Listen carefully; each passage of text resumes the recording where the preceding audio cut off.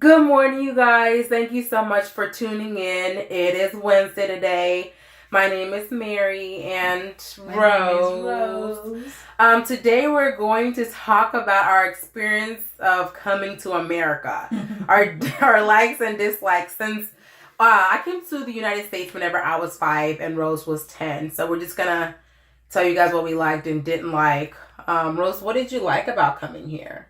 Like, were you scared or? I wasn't nervous, but I was more excited about seeing my dad because my dad came here for a year and he was preparing the way so we can, it could be easier whenever we got here. But overall, the experience was a little different, but I was excited to see.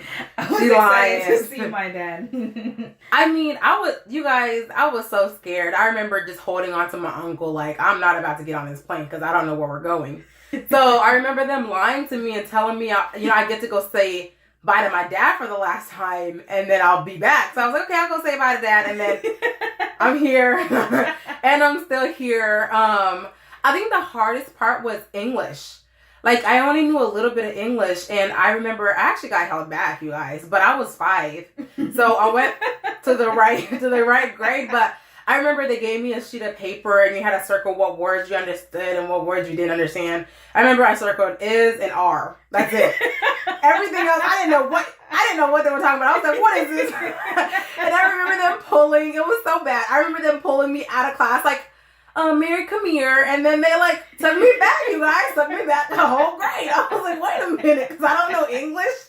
And then ESL was fun. I had to take ESL, y'all. It was fun. I love ESL. We played games. Like, they used to help us out. They really helped us out. I really, really enjoyed ESL and just learning about different cultures. So overall, it was pretty a fun experience. For me, I think just like Mary said, not understanding English. Yeah, I did not know what the teacher was talking about at the time. I know. I would just focus so much on her. Like, I would watch as she speak, and then I would stay after and ask her questions. I would attend all the English second languages, which is ESL classes that could help me.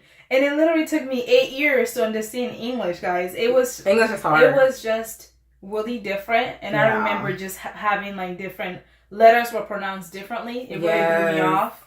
But I feel like just having my family was much easier, but it was also really complicated. Every day, it felt like I was experiencing different kind of emotions because I didn't know what to expect at school. And then having to celebrate like Valentine's Day, Halloween. Yeah, we don't have any of that in Africa. And having to explain to your parents, you need an outfit for Halloween for school, or you need to make a little box for Valentine's Day. They're like, what is that? You don't need it today. Just all those things. Yes. It was just a really interesting experience. It was. I like the teachers though. I felt like the teachers were really patient with us, but it was just super hard. And in ESL was kind of hard too because everyone spoke a different language. So like I didn't even understand what my best friend was saying. Like, cause we both didn't know English. How are we gonna be friends? We both can't speak English. Like, it was crazy. But the school system was much better. I remember in Africa, we used to get like whenever you got an answer wrong, you would get hit, you guys, with a ruler. You would all line up and get hit with a ruler. Like, if you missed 5 questions, that'll be 5 times you guys got hit.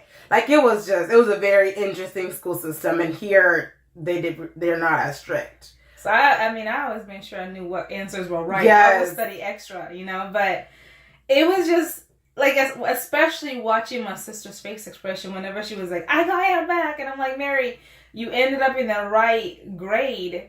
But just watching her conquer those fears, like her being taken a step back, but her conquering those fears and not allowing what seemed like something that could be so bad to keep her down. She used it as something to enforce her. So she would read extra. She would go early.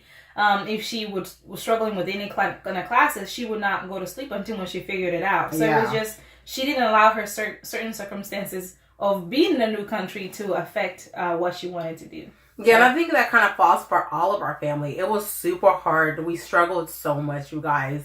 But after we kind of got the hang of it, it was still kind of hard, but it's a whole new place. Everything is different. Like, driving is different. I know that was hard for my dad, just driving and the rules were completely different. It was just very different. But we're so blessed, and we're so blessed to be in America. I talk to my cousins and uncles all the time in Africa, and they have a lot of joy in them. But we're so blessed because we have so much opportunities here. So I'm so glad that my dad took a leap of faith and made a vision years before we even came to America and came to the United States. He saved you guys and came to the United States, which was like seemed like impossible to people in Africa. So I'm really thankful and proud that he was able to conquer what people told him that it wouldn't happen. So I'm very blessed to have a father that was able to just assist us in coming to the United States. Yeah, and I'm glad that we all were able to come.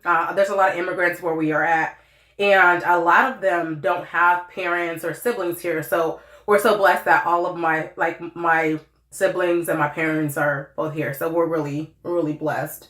One thing, though, that I was really interesting, our first American food that we ate was Twinkies, you guys. I don't know why, but I hate Twinkies. But I had to throw that in there. Like, we ate Twinkies for the first time, and I didn't like it. I was like, wait a minute, this is America? But I'm really blessed. I like certain American foods, but I'm really, really blessed to be here. Do you have anything else to say about the reason why we ate Twinkies was because we landed a little early than my dad had expected, and we landed in New York, and he didn't know that we were landing so early. So we saw the vending machine, and we didn't even know how to count the quarters. We didn't even know how it worked. They don't have vending machines in Africa, you guys. No. I went to the front desk and I showed them the money that I had, and they tried to show me how to, like, what I could do, like how I can exchange the money so I could get the money that I needed. But it was just a really interesting opportunity, and like Mary said earlier, my dad did save for a long time, and like he kept talking about what he was gonna do for like 10 years, and I'm sure that people around him thought he was crazy for just talking over his vision over and over, but I'm glad he did, because now we're reaping the benefits of his vision. Exactly. So it's just really in life, it's good to speak over what you want over and over, even though people around you may think you're crazy. I am so grateful that he never gave up on what he wanted for us. Exactly. And you guys should never give up on your dreams, no matter what it is. Just keep pushing. It doesn't matter what anyone else says. As long as you believe it, that's all that matters. And as long as you're waking up each day and trying to do something about your dream, that's all that matters. Just keep trying. Keep the faith. Don't listen to other people. Just keep trying, and one day you'll make it. Like, my dad took years, and he came to the United States, which was really, really hard, especially back in the day. So just keep trying and just keep pushing, and you will also accomplish your dreams. Yeah, I love how you just said that. It's just not wavering. Don't ever waver. Don't ever waver. And